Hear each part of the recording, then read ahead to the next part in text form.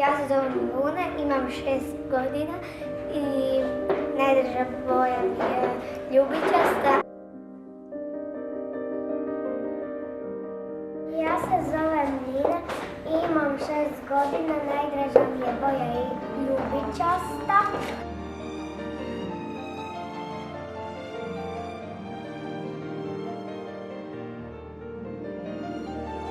Ja se zovem Antonio, 6 godina.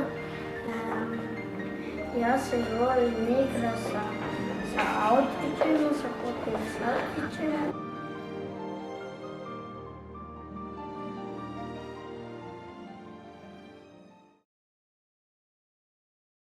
Ravnopravnost spolova po meni je ravnopravnost, odnosno pravo svakog spola na jednake šanse u zajednici i društvu.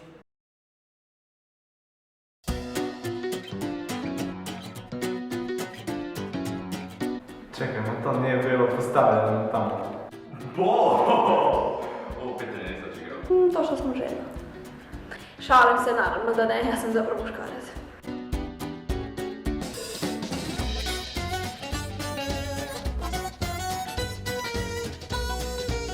Pa isto je, mislim, ne znam sad kako je biti muškarac. Pa bolje biti žena, jer žena ima već svu vlast. Muškarac ne može biti žena, a žena može biti muškarac. Muškarac. Jer imaš više prava. Žene uvijek smatraju slabima, previše emocionalnima i da ne mogu sve što mogu muškarci, a to nije tako.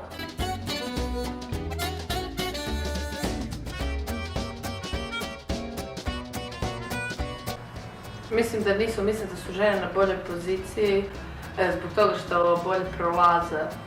Da, mislim da jesu. Mislim da jesu u zapadnim državama. Ali mislim da kod nas je više problem, nisu toliko plaće to nego već društvene norme. Naprimjer, žena mora čistiti, mora je prihvaćena da bude doma, da čuva djecu.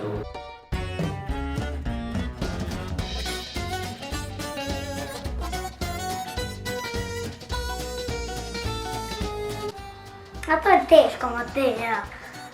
Pa mislim da ipak smo dovoljno razvijeni da imamo pristup plaći.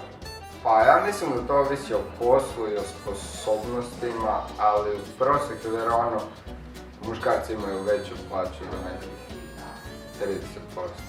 Da.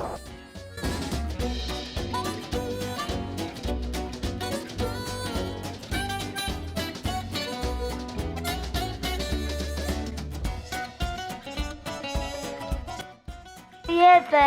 Žena mora biti doma, domaćica, u kuhinji, da mora ona biti ta koja pere suđe, koja stavlja već suši.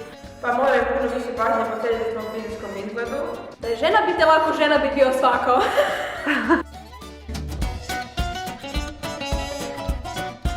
Ako si muškarac, moraš biti čvrst, ne smiješ plakati, ne smiješ biti toliko osjećajna osoba.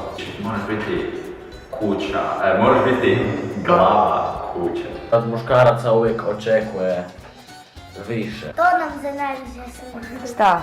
Da lovimo cure u dvorištu.